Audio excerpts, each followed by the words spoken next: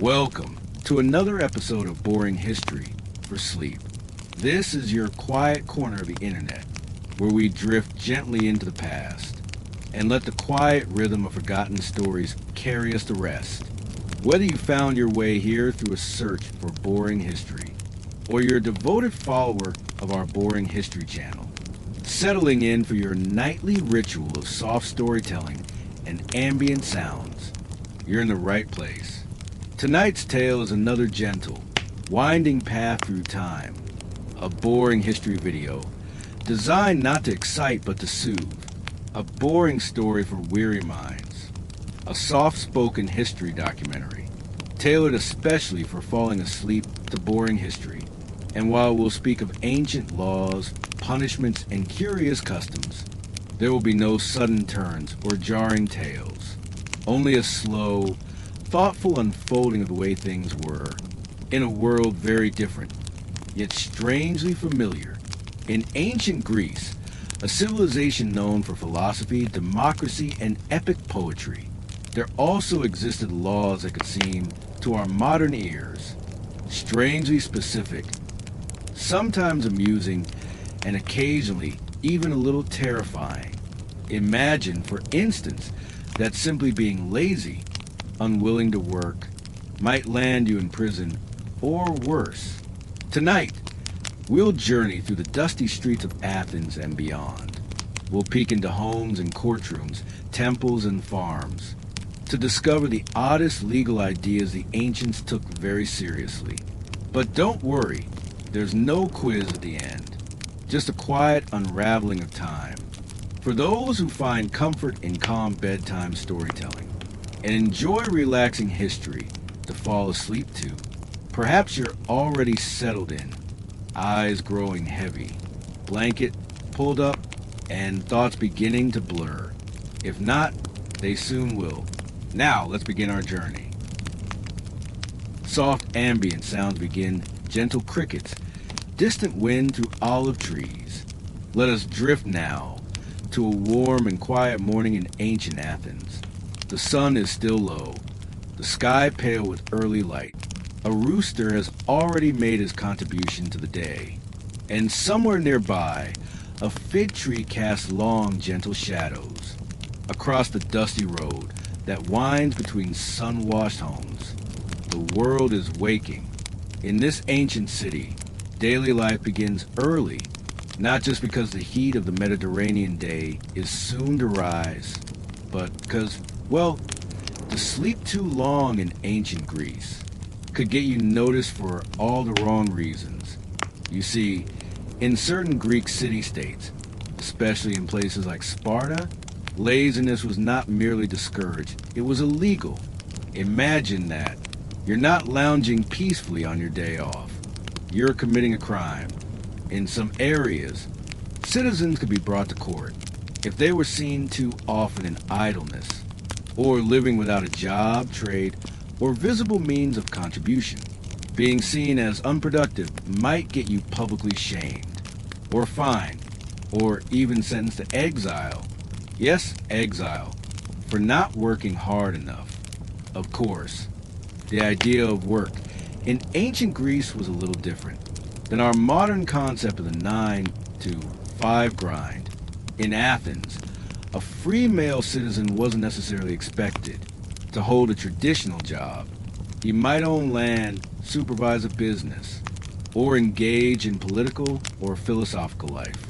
But he was expected to do something, to contribute, to be present in public discourse, or at the very least, manage his affairs with dignity and diligence. Doing nothing was not only frowned upon, it could be viewed as dangerous, because an idle man was thought to have too much time for gossip, subversion, or philosophy. And philosophy, in certain eras, was just about the most dangerous thing a man could do. But more on that later. Let's turn now to a different kind of daily expectation: physical fitness. The Greeks placed immense value on the human body, especially the male form. Public gyms, the gymnasia, were not only for exercise, but for education, conversation, and debate. They were public gathering spaces, and the expectation was simple. If you were a citizen, you kept yourself in shape. To neglect your body was, again, seen as a sign of poor character. So imagine you're a young man, lounging under a fig tree while your peers are at the gymnasium. You're not just being lazy, you're betraying your civic duty. A suspicious neighbor might even report you, not out of malice, necessarily, but because they believed it was the right thing to do. Yes, surveillance came not from some secret police, but from the eyes and judgments of neighbors. And in ancient Greece, there were always many eyes. Even wealth couldn't protect you. In fact, the richer you were, the more pressure you faced to demonstrate your value to the city. Owning land? Fine. But what are you doing with it? Is your vineyard thriving? Are you contributing taxes? Are your slaves working? Are you offering sponsorship to festivals and games? That last one, by the way, was called liturgia, a form of public service, where wealthy citizens were expected to fund theater productions, military equipment, or religious events.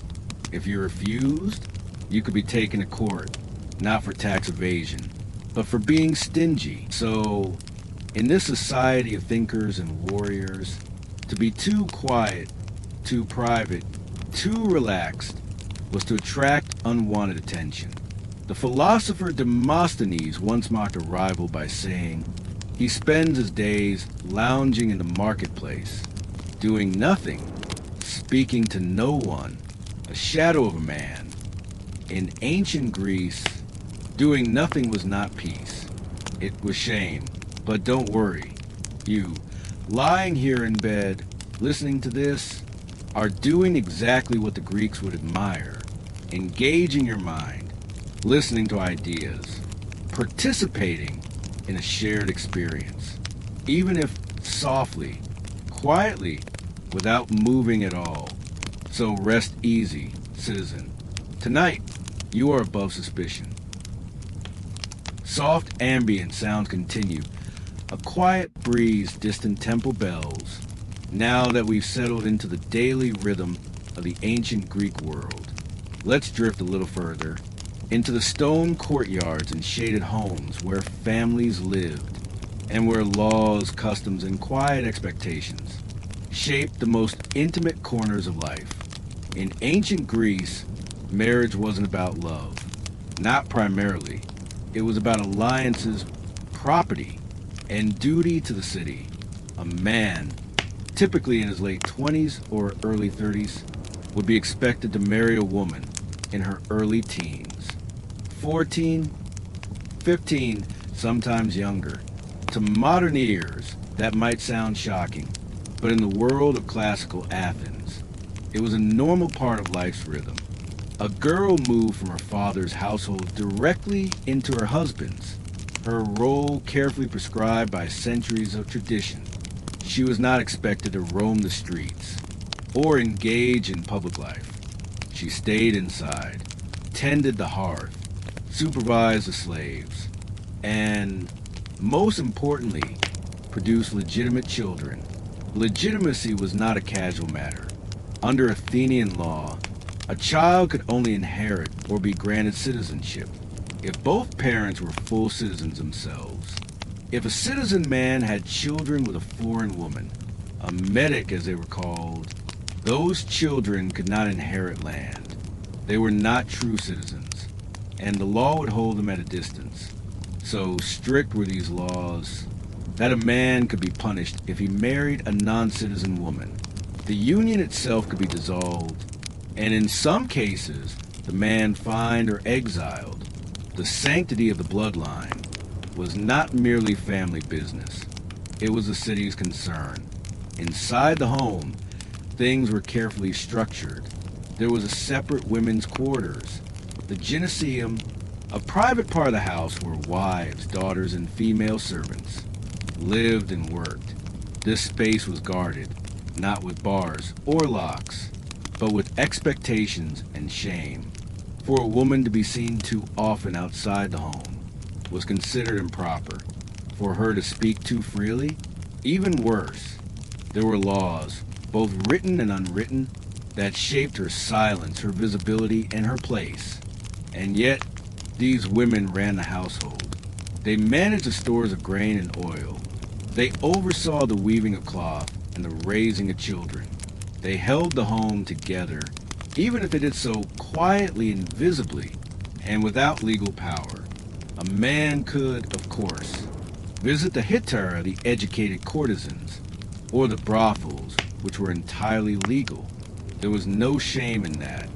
But a woman, she was expected to remain chaste, faithful, and largely out of sight. If she committed adultery, her husband could divorce her instantly. No trial, no appeal. And if the man who seduced her was caught, he could be executed. Yes, death for adultery. And yet, the same was not true the other way around.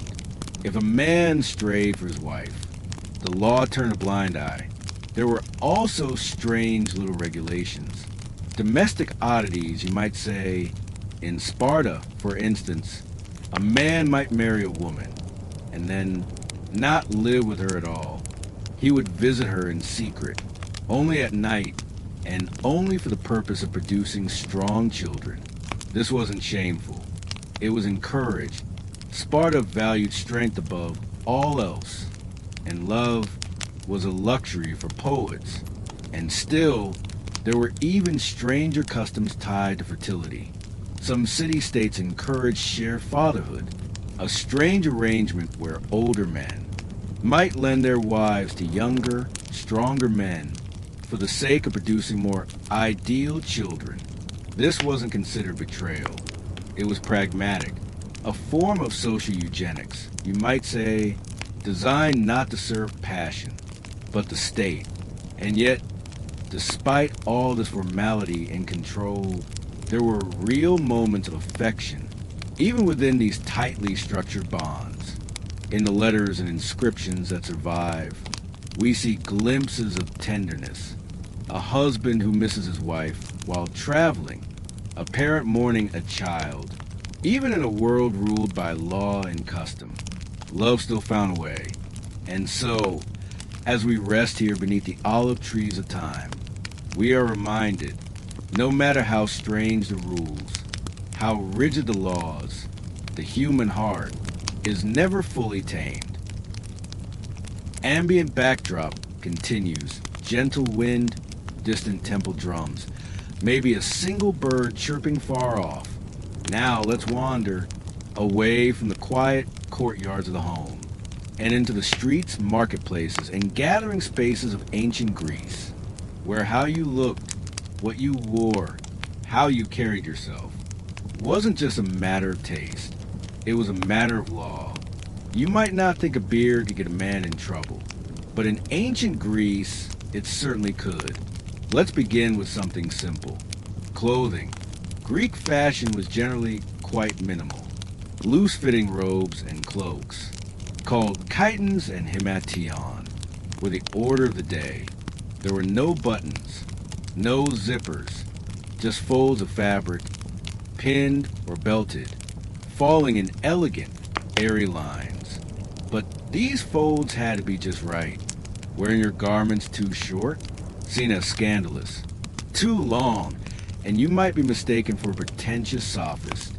And heaven forbid you wore your wife's clothing. That would be a punishable offense. Yes, cross-dressing, even as a joke, was considered an affront to social order.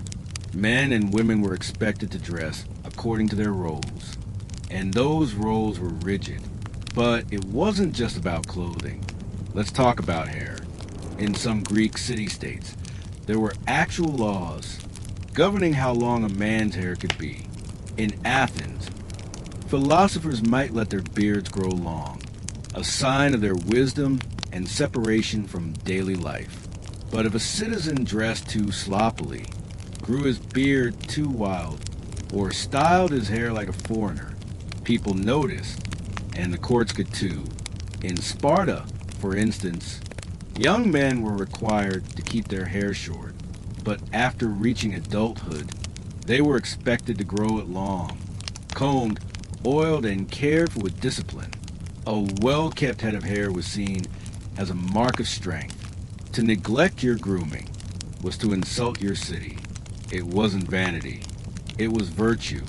Now, let's wander into more unusual territory. Perfume.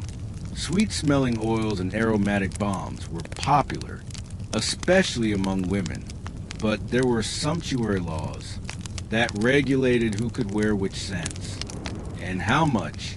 If you wore too much perfume, you might be mistaken for a hetera, a courtesan, or worse, accused of trying to seduce someone's husband. Certain scents were even taxed, making them affordable only to the elite. Wearing them without proper status could mark you as a social climber or a fraud.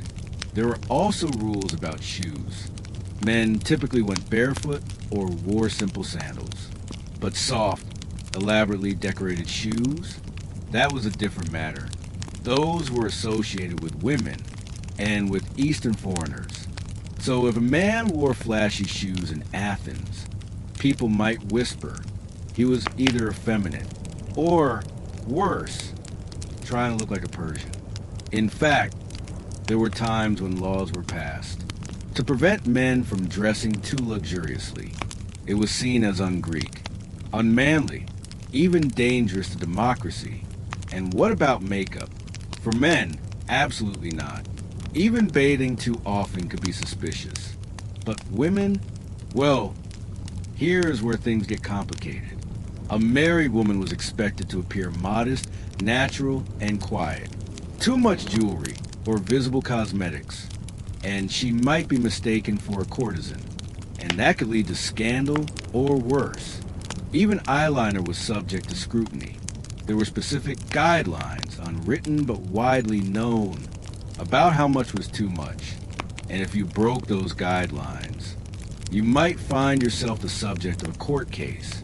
Yes, truly, some women were taken to court for appearing in public with excessive adornment. But perhaps the strangest of all were the laws concerning mourning attire. When someone died, women were expected to wear plain garments, no jewelry, no perfumes, and cover their heads in black veils. But they could not mourn too loudly or for too long. The law often limited mourning to 30 days.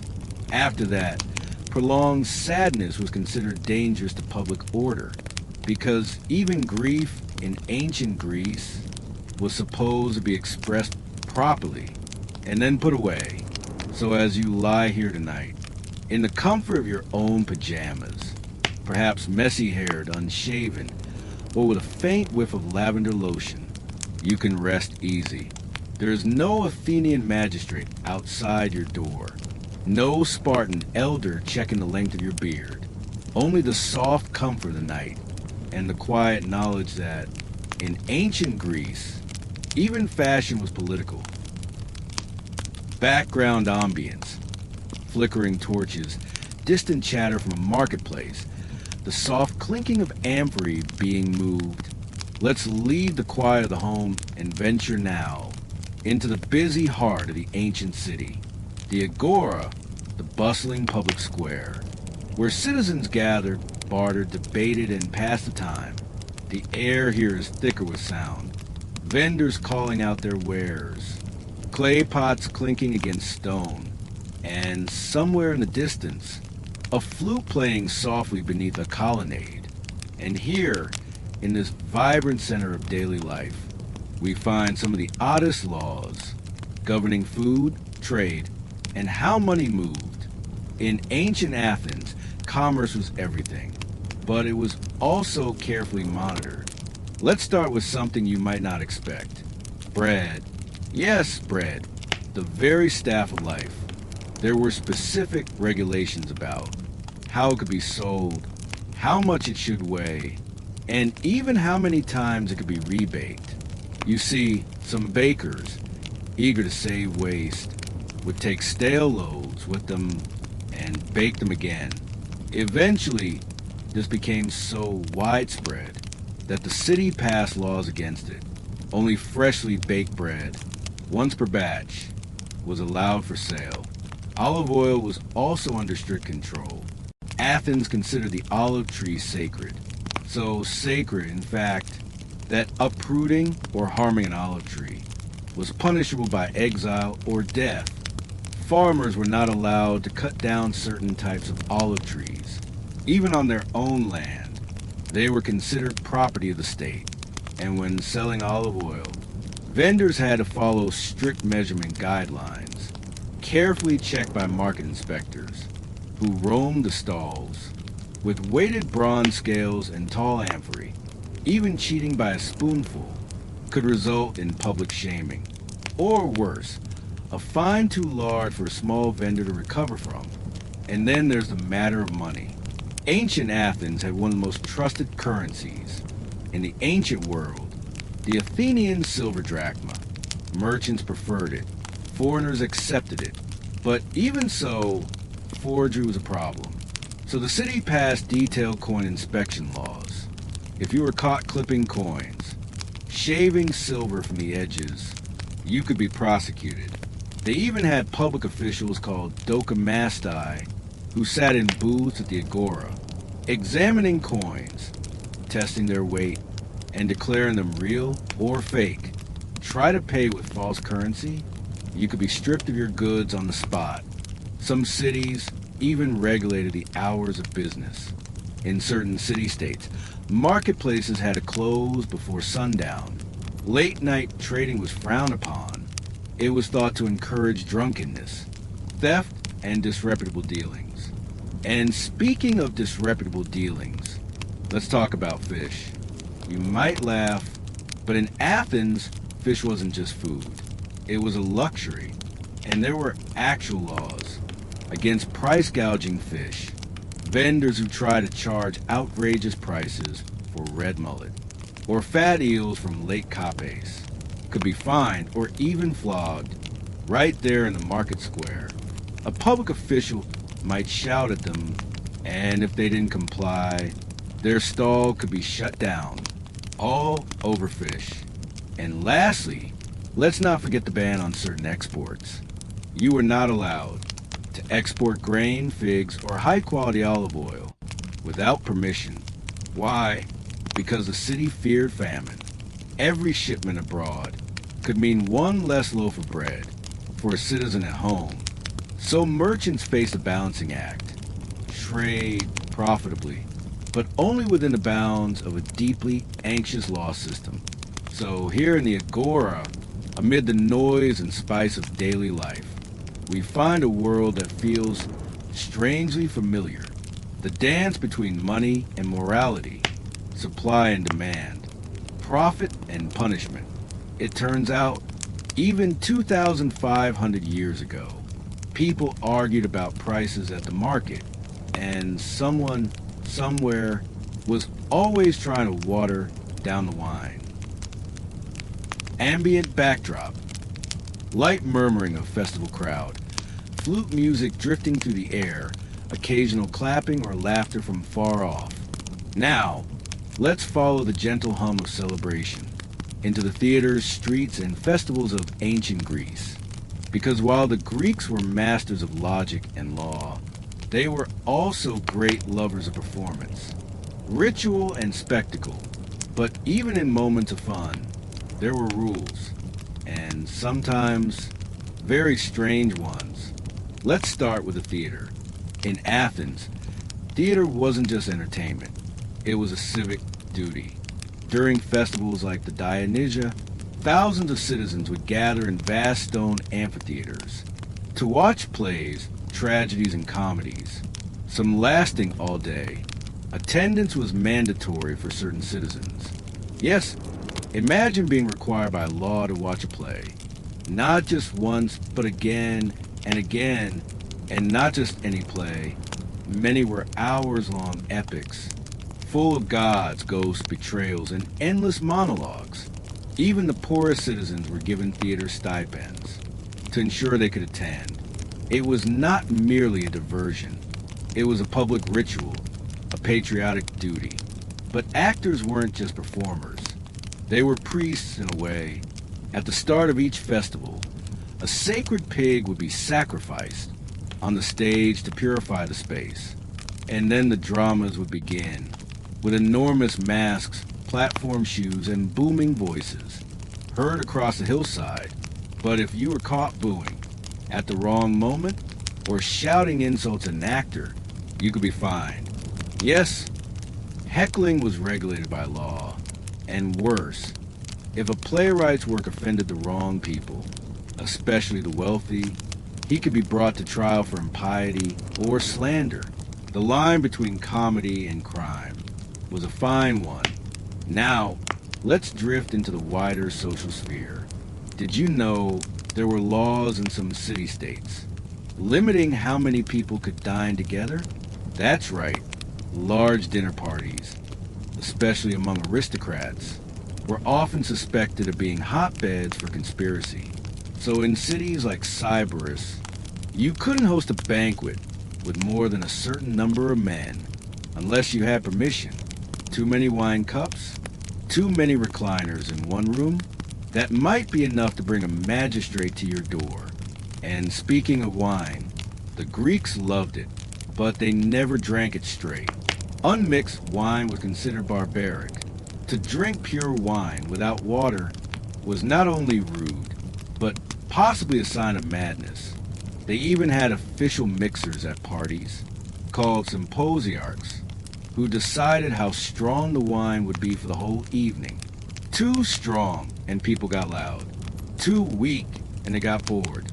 Just right, you had a night of philosophical discussion, dancing, and flute music beneath the stars. But be careful not to dance too much. Excessive dancing in public, especially during religious events, could be considered disruptive. And if you were a woman seen laughing or moving too freely during the wrong ceremony, people would talk. There were unwritten laws about posture, gesture, even how loud you could sing in the street. Yes, at least in Athens. Singing bawdy songs outside of festival time could get you arrested. And there's one more oddity. Applause. It wasn't always allowed. At certain solemn plays, clapping or cheering was considered offensive to the gods.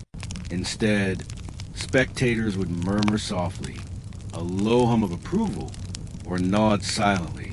In a society where the gods were always watching, even how you responded to a joke might carry consequences. So here, among the statues and columns of the ancient city, you'll find a strange truth. Even joy had rules. Even laughter was measured. But still they laughed. Still they danced. And though they feared offending the heavens, they never stopped raising their voices. In song and poetry, in the stories that echo even now. So rest here a while, beneath the faded banners of an ancient festival. Let the flickering torchlight of forgotten stages warm your imagination as the stars come out overhead. Ambient sound, soft echo of footsteps in marble halls, a distant murmuring crowd, wind sighing through columns. Now let us step quietly into a darker but no less fascinating corner of ancient Greece. A place where words carried the weight of law, where gestures mattered, and where even the gods could become witnesses. We are entering the world of punishment and trial. But don't worry, this is not a tale of horror or gore. It is strange, quietly strange, a slow unraveling of the ancient idea of justice, where the wrong drink or the wrong sentence could change your fate. Let's begin with one of the most peculiar facts. In ancient Athens, trials were huge public events. There were no professional judges. Instead, hundreds of ordinary citizens, sometimes over 1,000, would serve as a jury. And how did they vote? Not with hands or voices, but with bronze tokens. Each juror held two, one solid in the middle, the other pierced with a small hole. One meant guilt, the other innocence. To keep the vote secret, they dropped the token of their choice into a large urn hidden from view The final count determined life, or death. The most famous of these trials, of course, was that of Socrates. The great philosopher was charged with corrupting the youth and impiety, for questioning the gods of the city and introducing new ones. He did not run, he did not beg, he argued, and he lost, sentenced to death. He drank a cup of poisoned hemlock and calmly discussed the nature of the soul until his breath left him. To die like Socrates was seen as noble and terrifying, but not all trials were so philosophical. You could be brought to court for laziness, as we mentioned earlier, or for speaking too harshly in the assembly, or for not showing proper mourning at a parent's funeral. Yes, there were laws requiring adult children to bury and honor their parents properly. Neglect that duty, and you could be publicly humiliated or even disinherited. Some punishments were severe, others strangely specific. For instance, a man who struck his father could not hold public office. He could not even speak at the assembly. He had, by his actions, lost his voice in the city. A thief might be branded on the forehead with a red-hot iron. A fraudster might be paraded through town with a rope tied around his neck, not to hang him, but to shame him. And if your crime was especially serious, you might be sentenced to death by one of several curious methods. Let's explore a few. 1. Poison, as with Socrates. Quiet, ceremonial, almost medical. 2. Being thrown into the Barathron, a deep pit just outside Athens, where traitors were cast down. No trial once the sentence was given, just darkness. 3. Crucifixion, rare in Greece, but not unknown, usually reserved for non-citizens. A slow and terrible end. 4. Exile, oddly enough, the most common penalty. Many were simply sent away, banished from the city, their property seized, their names stricken from the rolls. Sometimes that was worse than death. And for minor offenses, the punishments could be oddly creative. If a man slandered someone in the marketplace, he might be forced to stand barefoot on sharp stones and recite a public apology. If a merchant cheated on weights or measures, he might be made to eat his own spoiled goods. One law in Sparta required boys caught stealing food not to be punished for stealing, but for getting caught. You were expected to be clever, stealthy, honorable, even in mischief. But no matter the crime, there was almost always a ritual involved. Sacrifices, libations, prayers to the gods, because the Greeks believed that justice wasn't just human, it was divine, and every decision made in court echoed in the heavens. So as you rest here, safe beneath your blanket of time, let the echoes of those strange old trials fade into the distance.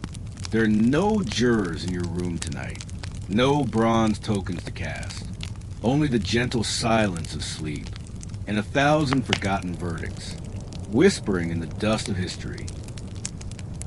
Ambient sounds, gentle wind across stone plazas, slow footsteps echoing under marble arches, the distant murmur of a lecture under an open sky. We wander through law, punishment, and performance.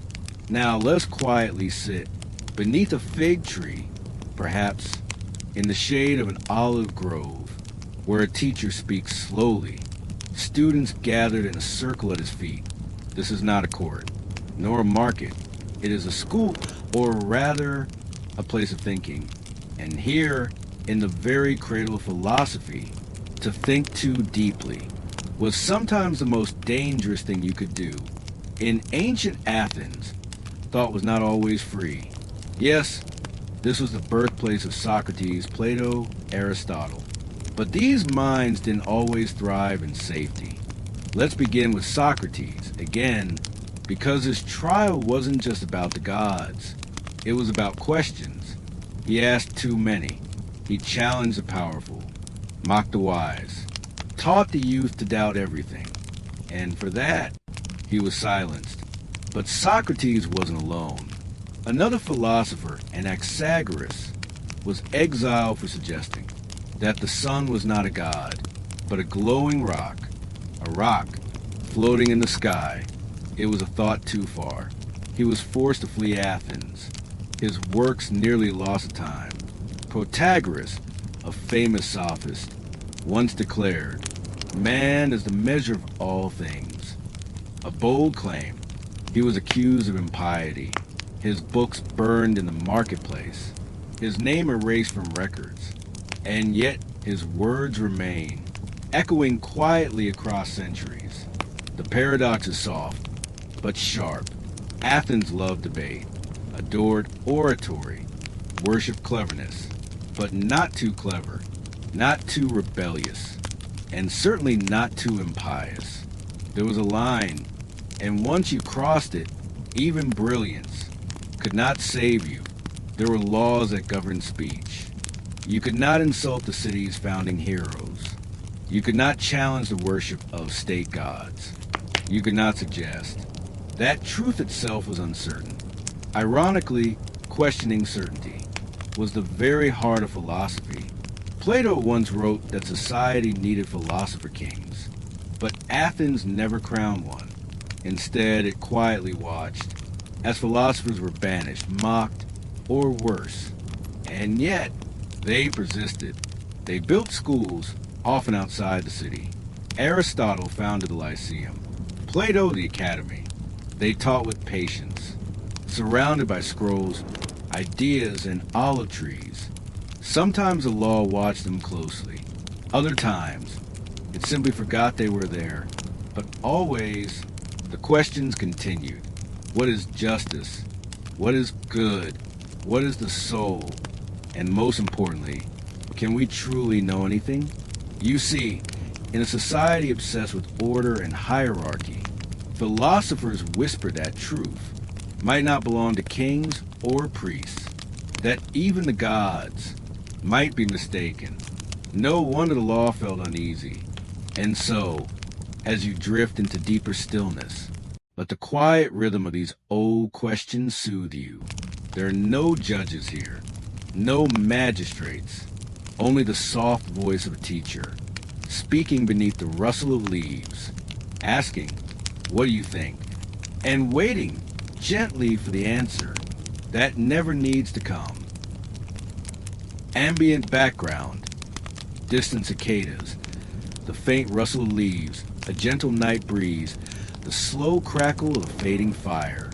And now, dear listener, you walk the winding marble streets of ancient Greece, passed under its porticos, stood quietly in its courts, peeked through the doors of its households and temples, and sat silently among its philosophers.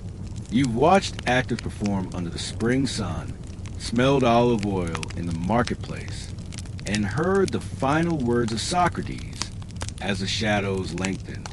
You've witnessed punishments for whispering the wrong words, and seen laws about bread, laughter, and beards. You've stepped into a world where everything had meaning, from how you poured your wine, to how you dress your hair, to the way you mourn the dead. And now, you are far from all of that, far from the noise, the speeches, the laws written in stone, far from amphitheater and agora, far from the judgment of jurors, far from the sharp sandals and sharper wit of a wandering philosopher. Here, in this quiet place, you are only breath and silence, warmth and stillness. You are resting, as even the gods rested once. Let the gentle hush of history wrap around you, soft as worn linen. Let the questions fade like footprints in dust. Let the names and the rules and the curious little punishments drift away like incense in temple air. Nothing is required of you now. No duties, no replies, no votes to cast, no trials to attend. Only this moment.